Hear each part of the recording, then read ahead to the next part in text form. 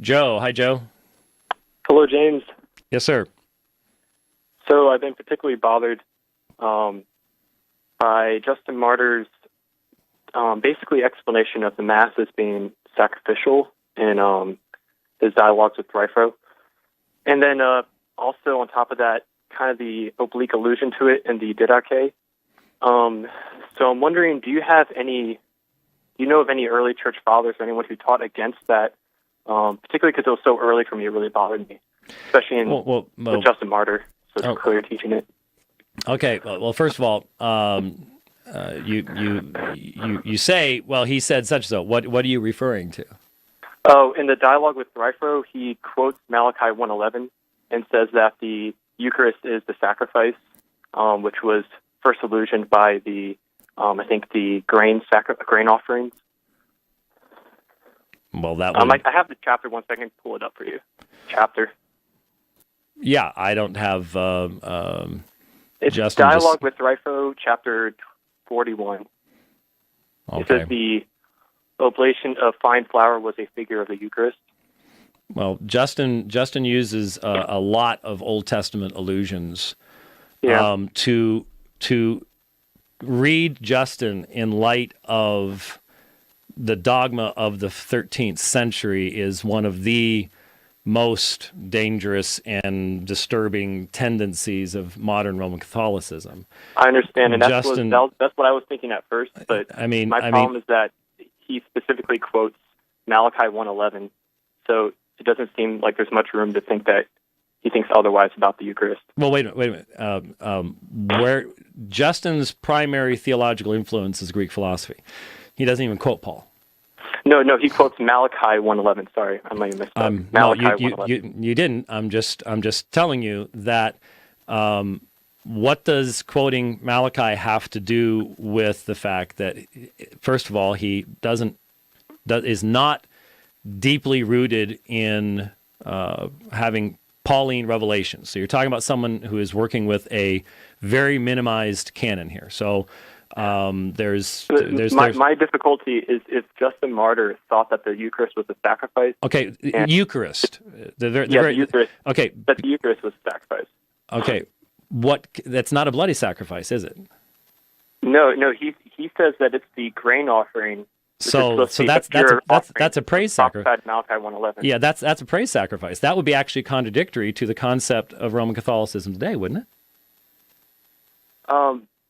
I don't believe so. I mean, I think what we're trying to hold is that it's not a sacrifice at all. No, it's a sacrifice of praise. Oh. Why wouldn't it be? Do you think Justin Martyr thought it was a sacrifice of praise? Well, what was the grain offering? I don't know much about the grain offering, to be honest. It had nothing to do with sin. Okay. So even if we could get past the fact that Justin is canonically challenged and hence isn't dealing with Romans or Hebrews or all the stuff that would need to be dealt with to have a full-orbed apostolic doctrine of the cross. Okay, I mean, let's give him his due. He was a martyr, but he did not have the fullness of apostolic teaching that we have today in the New Testament. Leaving that aside, the danger is when you hear someone saying, "Oh, but look, he said the Eucharist," then you read into all of that centuries of development later on, which was actually a very simple ceremony in the early church. He thought the Eucharist was a sacrifice. Oh, but wait a minute. It had nothing to do with blood sacrifice. It was not soteriological. It was a sacrifice of praise. The problem is Rome has to embrace this development hypothesis to say, well, we have the right to develop all this stuff later on, but then we can turn around and look back into the early church and say, see, this was consistent with what we were saying. No, it wasn't. Justin doesn't have the context to establish that type of thing. It's the same thing with the gross abuse of Ignatius. and Ignatius's words against the Gnostics and reading them in the light of Roman Catholic theology. I did a whole series on YouTube years ago now. It's still up there. Where I responded to the abuse of Ignatius in that way. I believe I watched that. Yeah, it's very easy to do that. Read Ignatius, I can see how he could either be argued one way or the other. Justin Martyr pretty clearly believes that it's Christ to me when I've read him. But this is more important to me, like the sacrifice element, because if the Eucharist is not just a sacrifice of Christ, but the same representation, or whatever they call it, of Calvary, then I feel like as a Christian, I feel particularly obligated to actually join a more ancient church in some way. Wait a minute. The most ancient. Wait. One that claims to be ancient. I don't know. No. Wait. Stop. Sorry. Go ahead. Stop. The ancient church is defined by the New Testament writings of the apostles of Jesus Christ. By nothing else. Post first century. No, Joe. You're buying a line here. I can hear it in what you're saying, and I can hear it in your vocabulary. You're already buying the line. The apostolic church, the testimony of that church is found in inspired scripture, not in reading back into early church fathers' dogmas that would not be dogmatized until the 13th century. And so if you want to, with early church fathers, but Joe, early church fathers who argue against it. Joe, listen. The writer to the Hebrews said ephapox, one time, never repeated, perfects those for whom it's made. Rome says no. That's the end for a person who wants the apostolic truth. That's the end for anyone who wants the apostolic truth. Now, if you want to read Justin, who never read the book of Hebrews, or at least didn't read Paul, and try to read into him something, that's up to you. But don't say that you're pursuing the apostolic church. But to me, I feel like if I agree with Justin, I'll be safe. That's kind of my opinion. Why? Wait, I don't know. Why? I feel particularly scared nowadays because everyone teaches different things. Joe. There's no argument that there's too many ideas out there. Joe, there was no difference. There was no difference in the second century. Why? Justin Martyr said many true things, but he was way off on a number of other things. He doesn't even have the whole New Testament. Why in the world would he make you feel safe? Because no one disagrees with him on this fact. And you make a distinction between sacrifice of praise and sacrifice of the Mass, and I want to look into that a bit more. That's kind of what I called. Joe, you say no one disagrees with him. What do you expect? You think the early church? Do you have a quote? Joe, do you think the early church was sitting around on social media having dialogues about this stuff? Do we have any documents showing that people disagreed about this? I don't see any of that.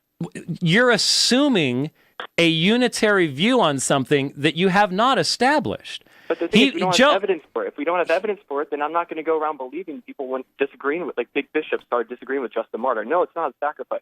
If there's no writings, then I can't believe it. That's the argument from silence, So that's the whole reason why do you want to abandon a finished sacrifice for one that does not save you? Because that's what you're doing. Let's just be straight up. You're trying to find a way to excuse abandoning a finished sacrifice so you can embrace one that will never perfect you. That's what you're doing. What do you mean never perfect you? If you embrace the Roman Catholic doctrine of the Mass, you do realize that when you attend Mass, you are not perfected by it. No, right? When you mean perfected, you mean imputed justification alone, and I'm not entirely sure if I'm convinced of that. If you're imputedly justified alone, imputedly justified. I have no idea what that means. If you're justified by imputation alone, just like faith alone, you're forensically justified. Then you can never be unjustified. So it's perfect in that sense. But if you're infused, like they are arguing, then you could lose it if you go around sinning. Hebrews chapter 10 by one sacrifice. The whole thing is that both sides. Joe, you're not listening. You already want you want something to do with saving yourself. You don't want a finished work. What's really going on? What's the real draw here? I grew up my entire life not being a Calvinist, right? Just being I haven't even mentioned Christian. Calvin. I just want to explain this. I want to explain this. Normal non-denominational Protestant, right? A few years ago, I've been starting to actually dig into theology, and I realized I grew up reading the scriptures over and over again, not realizing all these new ideas were out there. And now I go to talk to Calvinists, and they're saying, no, Joe, it's not about you can't even have faith and whatever. It's not a decision that you do. This is all God doing it for you. I was like, how did I miss this my whole life? And now I'm just like really confused on what to believe. And so I'm going to the early church fathers, and now I'm finding that the early church fathers don't disagree with Rome. They just don't say things that Rome always says. And so I feel particularly obligated to start taking it seriously. That's why I'm calling. That's why I'm struggling so much in the last year. You just said that you've decided to go to the early church fathers. Why not go to the earliest church fathers called the writers of the New Testament first? I had been my whole life. And no, you have not. You just said you didn't even know about these ideas. So you were being given. No, I read First John was my favorite book growing up. I loved that book, right? Then I come to the Calvinists saying, no, God doesn't love everybody. And I was like, holy cow, this really hurts me, because I'm like, I love the First John. I said God is love, and I was like, man, I must have been reading this wrong. And then they're pointing me to Romans, and I'm like, oh my gosh, how did I miss all this? And so my whole point is that I'm just really confused now, because I grew up reading the Bible, and then all of a sudden everyone's like, no, you're reading it wrong. And I'm like, I can't trust my own reading abilities. And so that's kind of where I'm at right now. Well, they weren't telling you cannot, quote unquote, trust your own reading abilities. What they were telling you is that Scripture and tradition are two different things. We all have our traditions, but you need to be able to identify what those traditions are. And trying to find some new tradition by cobbling together something from patristic sources that you're probably not reading in their original language in the first place, and we only have a certain selection from. There were many things that were being said and read at that time that were completely in contradiction to one another. Even asking for someone to, quote unquote, disagree with Justin shows that you have a completely unreasonable view of what was going on under the persecution of Rome at that particular point in time. There wasn't some social media where someone's going to go, hey, did you see what Justin just posted on Facebook? I'm going to write a response to that tonight. That wasn't happening. Okay. And that couldn't happen. And so I guess I hear what you're saying, but at the same time, I hope you understand that what I'm hearing you saying is you don't seem to have a strong commitment to the foundational issues at this point in time. And the foundational issue is the perfection of the work of Christ. I mean, it sounds to me like you're willing to say, I'm willing to get on that treadmill, and I'm willing to go to a man who calls himself an alter Christus, another Christ, and he will partially forgive me of my sins, but I'm going to have to do X, Y, and Z, and I'm going to have to undergo temporal punishment of sin, and I might even undergo eternal punishment if I commit mortal sins, and adopt all this stuff that the early church did not have any concept of. There weren't any priests in the Roman Catholic concept of a priest in Justin Martyr's day. I understand that it has changed much. And wait, I just wish I could get some help, because I feel terrified. The last 6 months, I have been considering this, going Catholic or going to the Catholic Church or something. But the whole thing has been so painful because everyone freaks out at me every time I suggest it. But meanwhile, I'm terrified because all I want to do is be a Christian. And whenever I read early Christians, not in apostolic times, post-apostolic, just early, they're always disagreeing with me and disagreeing with my Protestant friends, and I'm freaking out about this.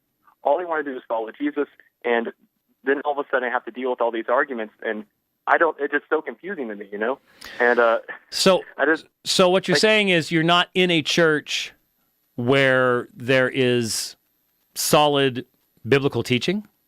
No, it's good biblical teaching. It's not Calvinistic. If that's what you're wanting, but I go to Life Fellowship in Charlotte. Bobby Conway. I don't know anything about it. Okay, don't worry about it then. I'm not saying you have to go to a Calvinist church. What I am saying is that when it comes to the fundamental issue of a person standing before God and what the intention of the Father, Son, and Spirit were in the cross, that can't be stuff that is up in the air. Mm-hmm. And you can look through church history, And if you want to be confused on any point of Christian theology, I can point you to somebody in church history to confuse you. I mean, that's just reality. I mean, if you just want to look at the number of different theories of atonement that you can find down through the history of the church, there's a dozen of them, and each one has an element of truth. What you're looking for is consistency and the ability to identify tradition when it gets in the way of a consistent reading of the whole of Scripture. That's why when you say, I want to go with Justin didn't even have the whole New Testament. He's not the person you want to go with.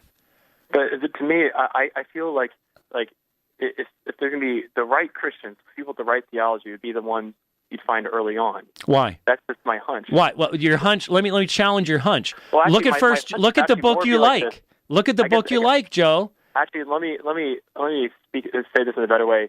Not that they would have everything, but that that we wouldn't be contradicting them. Like if they say X, we would say X, maybe Y also. But like Joe, think about it. Joe, think about it. You said you love 1 John. What's the constant theme of 1 John? Antichrists have gone out from us. They went out from us, so it might be demonstrated they're not truly of us. The church was divided by antichrists at that point in time, was it not? So I'm sure. I mean, you see all the heresies. I mean, that makes sense. But I mean, there's orthodoxy surviving, I'm sure. But But wouldn't there be a greater understanding of the truth once the entirety of the apostolic witness was collected together in something called the New Testament? I mean, yeah, that would make sense. But I would have a hard time believing that happens hundreds of years after. Well, God didn't just leave his people alone. But the fact of the matter is, there have been times when God's truth has been more clearly known than other times. Look at what happened in the Old Testament history. There's a time they under Josiah, they find a manuscript of the Torah and they go, oh my goodness, because there had been such apostasy in periods of time before that. Now, God had already given his word, but there were periods of time when God, for his own purposes, allows certain things to happen. And so don't fall into this idea that somehow the New Testament isn't enough and we've got to have, Justin Martyr's views or something like that. Yeah, look, I teach church history. How would you explain? Okay, so let me just give it just really quick. I'm right now kind of confused because there's a lot of different ideas out there, and I don't know. I don't want to endanger my soul choosing the wrong one, right? And so my issue is that if I can't figure it out for myself, I might as well look at I just firmly believe there have been Christians in all time periods. So I just figured the earlier I get, when there's less things to choose from, it's a good way to just cut out the bad ones because they contradict someone who said something early on. And then I came across baptismal regeneration and just freaked out. I'm like, oh my gosh, everyone believes baptismal regeneration early on. Why are we doubting this? And then that's the sort of issue I've been having generally. Just I find something that people agree on early on, and then Rome happens to agree with them. And I'm just like, oh God. Actually, that's just completely bogus. The number of views on baptism in the early church are many as well. Even from people like Tertullian, they have multiple different views. There was big arguments about whether you wait until you're just about to die. There was a huge spectrum. No, they still believe baptismal regeneration, right? I mean, if they didn't, that'd be amazing. I mean, look at that. What? Are the people who didn't believe baptismal regeneration or argued against it? Because that would be. Well, again, where do you want to start with? Do you want to start with what the apostles taught, or with what people who didn't even have everything the apostles thought they should teach? I mean, the whole thing is that people argue it both ways in the Bible, and so that's why. But see, Joe, you're never going to get a foundation when you have that conclusion. Well, hey, everybody argues it different ways in the Bible. When they first presented to me their reading of John 3, it really convinced me, and I was like, "Wow, I feel like I've been missing this my whole life." And except then when I read in John 6, it contradicts everything I just said. I mean, but that's Calvinism. I mean that's fine. We can argue. Why do you keep bringing up Calvinism? I didn't bring up Calvinism. You just did. Because I'm guessing you're talking about all the Father gives me. I will not. That's just Jesus. Don't blame Calvin for that. That's just Jesus. No, I'm saying, but you're refuting baptismal regeneration by. No, what I'm saying is you can't read John 3 and John 6 together and come up with the Roman Catholic understanding. No, but John 6 isn't speaking about baptismal regeneration. But it is talking about how you're saved. And if baptismal regeneration is the mechanism by which you're saved, then John 6 doesn't make any sense. I'm simply saying the Bible is sufficient if you interpret it in its own context and not cut it up into little bits and pieces. That's where Joe, if you want, but I'm confused. Joe, if you, I hear both sides of the argument, and I don't feel particularly convinced one way or the other about Calvinism, and so I'm kind of as a layman, I'm kind of indifferent right now to that point. Joe, if you want a firm foundation, you are not looking for it in the right place. The firm foundation is going to be found in the consistent interpretation of Scripture. There is a consistent interpretation of Scripture. You're not going to find that by going outside of Scripture to try to find other sources to give that to you. Is there a way to not be a Romanist without being a Calvinist? Is there a way to do that? I'm not sure why you keep bringing up Calvinism, but because every Protestant I go to says if you want to refute Rome, become a Calvinist. Well, there isn't. Well, look, there isn't any question that the only consistent response to Rome is Reformed theology. Yeah, that's quite true. I mean, so it really bothers me now because I grew up not being Reformed, and so now I kind of make this choice between Rome, which tends to be a little more in line, in terms of like how God works. You don't have this view of sovereignty that I'm not used to. No, they just have Mary saving the world. Yeah, right. Yeah, I know. You see the position I'm stuck in. I mean, it's no, I don't, because fun. if you don't like a sovereign God, I'm not sure what you're reading. Because have you read Psalm 135:6? I think that he causes evil, and I don't like that. And I don't think he loves everyone. I think God loves everyone. I think Jesus died for everyone. I mean, what I'm asking, it sounds like what you're saying is you don't like how God is presented in the Bible, so you're looking for something else. No, I'm telling you, the Bible I read growing up, I got this view from the Bible. I mean, I read this growing up, and that's what I believed. I mean, that's what the Bible told me. Did you read Psalm 135:6? Did you? We read those, and we never thought they were a big deal because we thought it was poetic, and that means. Exactly. In other words, you had your own human traditions, Joe, that were filtering things out. What I'm saying for you... What's wrong with saying that? It makes complete sense. I mean, it's poetry. It's a prayer. Yeah, which is why Jesus quotes from the Psalter to teach all the time. He didn't just dismiss it as poetry, did he? Did he? I mean, maybe the prophecies. I mean, I don't. Not just the prophecies. Oh, just because it's poetry. I mean, poetry is quoted in the book of Hebrews to demonstrate the incarnation. Does that mean the incarnation is just something poetic? No, I just remember the standard one would be like Psalms 11, but when I read Psalms 11, it was like it was all about us hiding, taking shelter in God from the evil world, and so it makes sense that the language got extreme, or the language. You mean about God hating sinners? Yeah, we're hating sinners. Yeah, I was talking about where God says babies' heads and stuff. That's the kind of language I'm used to there. Joe, look. If you want to know the truth is been clearly presented to you if you will submit to Scripture. It sounds to me like there are other things in the way of you actually being willing to submit.